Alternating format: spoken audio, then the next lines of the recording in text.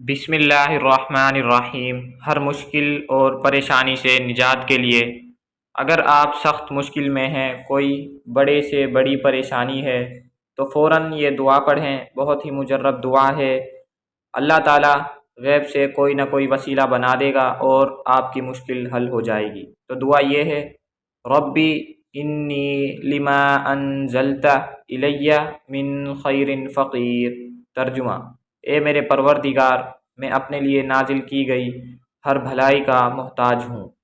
قرآن کریم میں ہے کہ یہ دعا حضرت موسیٰ علیہ السلام نے اس وقت مانگی تھی جب وہ فرعون اور اس کے کارندوں سے نجات کے لیے مصر سے فرار ہو کر مدین پہنچے تھے، اور وہاں بظاہر ان کا کوئی پرسان حال نہیں تھا۔